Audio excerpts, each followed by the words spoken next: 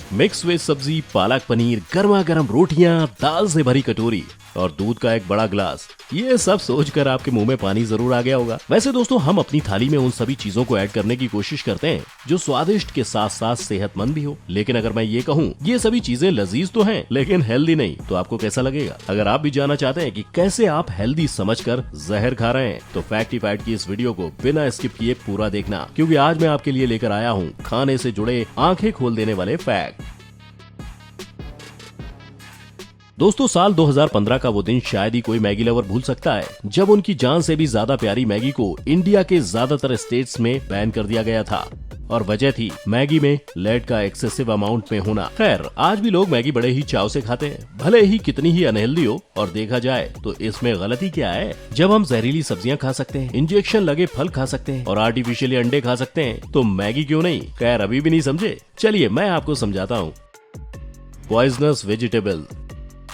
दोस्तों, अगर आप ये सोच रहे हैं कि बाहर का खाना अवॉइड करके आप जहर खाने से बच सकते हैं, तो आप बिल्कुल गलत हैं, क्योंकि आज मिलावट हर जगह है। फिर वो सॉफ्ट ड्रिंक्स हो, नॉर्मल पानी की बोतल्स हो या फिर घर में बनने वाली सब्जियां। जी हाँ, मैं सब्जियों की ही बात कर रहा हूँ जिन्हें आप हेल्दी समझकर खा रहे हैं, पर वो असल में हमारे शरीर के लिए जहर है। जैसा कि आप जानते ही होंगे, किसी भी तरह की सब्जी को इंसेक्ट से बचाने के लिए पेस्टिसाइड्स का यूज किया जाता है। ये पेस्टिसाइड्स इंसेक्ट्स के लिए तो डेंजरस हैं ही, लेकिन क्या आप जानते हैं ये आपके लिए भी उतने ही डेंजरस हैं? दरअसल कीड़ों को मारने के लिए इस्तेमाल किए जाने वाले पेस्टिसाइड्स का सिर्फ 1% ही कीड़ों को मार देता है। बाकी बचे 99% पेस्टिसाइड पानी, हवा और जमीन में मिल जाते हैं और आखिरकार किसी न किसी तरह आपकी थाली तक पहुंच जाते हैं। FSSAI यानी कि food safety and standards authority of India के मुताबिक सब्जियों में आजकल कैडमियम जैसे खतरनाक मेटल की मात्रा भी 2 से 3 गुना बढ़ गई है। वहीं सीरियस डिजीजेस जैसे कैंसर, लीवर, लंग्स और किडनी जैसे कई डिजीजेस के लगातार बढ़ते केसेस का एक कारण ये पेस्टिसाइड्स भी हैं, जो बहुत कम उम्र में ही लोगों को इन बीमारियों का शिकार बना रहे हैं।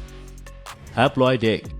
भले ही सब्जी देखकर नाक मुंह सिकोड़ने वाले लोग ये सुनकर खुश हो रहे होंगे और कह रहे होंगे कि हम तो अंडे खाकर ही खुश हैं। लेकिन जरा रुकिए, अगर मैं ये कहूँ कि आप जो हेल्दी समझकर अंडे खा रहे हैं वो भी मिलावटी हैं, तो ये सुनकर आपको कैसा लगेगा? दरअसल दोस्तों, आज हम जो अंडे खा रहे हैं वो असल में हैप्लॉइड्स हैं, जिनका मतलब है कि वो बिना मेल एंड फीमेल की मीटिंग के ही प्रोड्यूस किए जा रहे हैं। और यही वो वजह है कि इन अंडों को हैच करने पर इनके अंदर से मुर्गियों के बच्चे नहीं निकलते हैं। इन अंडों को मेल और फीमेल की मीटिंग के बिना ही एस्ट्रोजेंस की मदद से पोल्ट्री फॉर्म में प्रोड्यूस किया जाता है। और इन हैप्लॉइड एग्स को खाने से लड़कियों में प्यूबर्टी टाइम से पहले आ रही है, महिलाओं में गायनेकोलॉजिकल प्रॉब्लम्स भी बढ़ रही हैं, और हाँ, मेल में बड़े ब्रेस्ट भी कहीं ना कहीं इन हैप्लॉइड एग्स का ही नतीजा है। हाल ही में एक रिपोर्ट में सामने आया कि इंडियन मेन ब्रेस्ट को हटाने के लिए प्लास्टिक सर्जरी तक का सहारा ले रहे हैं। दोस्तों, अब तो आप समझ ही गए होंगे, संडे हो या मंडे, रोज नहीं खाने चाहिए हैप्लॉइड अंडे। Artificial fruit.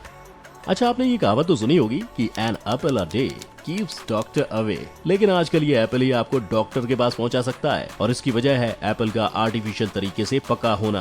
अच्छा दोस्तों, क्या आपने कभी ये सोचा कि कैसे सेब कई दिनों तक बिल्कुल फ्रेश रहते हैं? तो इसका जवाब है वैक्स की कोटिंग जो उनके ऊपर की जाती है। अगर यकीन नहीं हो तो आप सेब को स्क्रैच करके भी देख सकते हैं, सच आपके सामने खुद ब खुद आ जाएगा। सिर्फ एप्पल ही नहीं, आजकल हर किसी फ्रूट को आर्टिफिशियली पकाया जा रहा है या फिर उसके ऊपर वैक्स की कोटिंग की जा रही है, और इसलिए ही आपको हर फल साल के 12 महीने मिल जाते हैं। अच्छा, एप्पल छोड़िए, ठेले पर बिकने वाले केले एक ही कलर और साइज के कैसे होते हैं?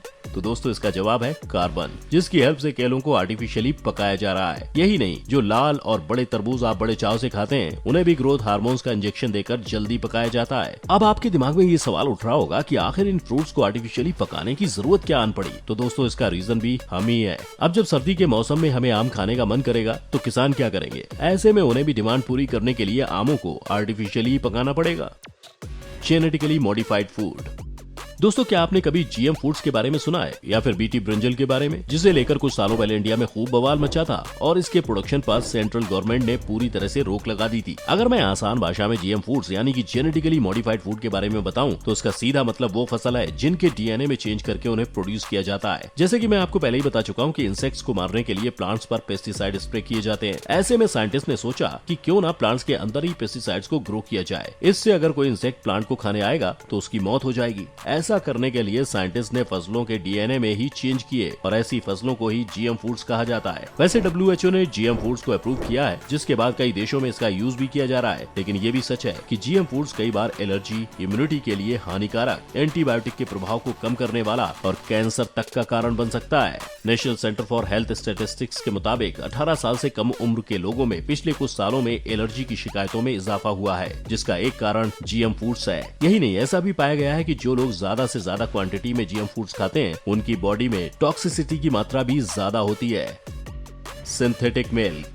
दोस्तों, आज भी हम ज्यादातर इंडियंस की सुबह दूध वाले के दरवाजा खटखटाने से ही होती है और आंखें खुलती हैं दूध की बनी चाय से। और जो चाय नहीं पीते वो या तो कॉफी या सादा दूध पीकर ही काम चला लेते हैं। लेकिन क्या दोस्तों, आपने कभी ये सोचा है कि जिस दूध को हम हेल्दी समझकर पीते हैं वो भी सफेद जहर है, जो धीरे धीरे आपकी इम्यूनिटी को वीक कर रहा है। दरअसल दूध की ज्यादा डिमांड को देखते हुए कई जगहों पर डेयरी कैटल को स्टेरॉइड और हार्मोन्स के इंजेक्शन लगाए जाते हैं, ताकि उनकी दूध देने की कैपेसिटी को बढ़ाया जा सके, जिसका न सिर्फ डेयरी कैटल पर बुरा असर पड़ता है, बल्कि हमारे लिए भी काफी डेंजरस है। इसके अलावा मार्केट में नकली दूध भी धड़ल्ले से बिक रहा है। मिलावटखोर कपड़े धोने में इस्तेमाल होने वाले इजी को बर्तन में रिफाइन के साथ मिला देते हैं, फिर उसमें ग्लूकोज डाला जाता है। 2 से 4 मिनट मिक्सचर को मिलाने के बाद उसमें पानी डाला जाता है और फिर आखिर में फैब्रिक्स डालकर सफेद कलर को बिल्कुल दूध जैसा बनाया जाता है। और ये काम इतनी सफाई से किया जाता है कि कस्टमर्स असली और नकली दूध में फर्क नहीं कर पाते और इस जहर को खरीद लेते हैं।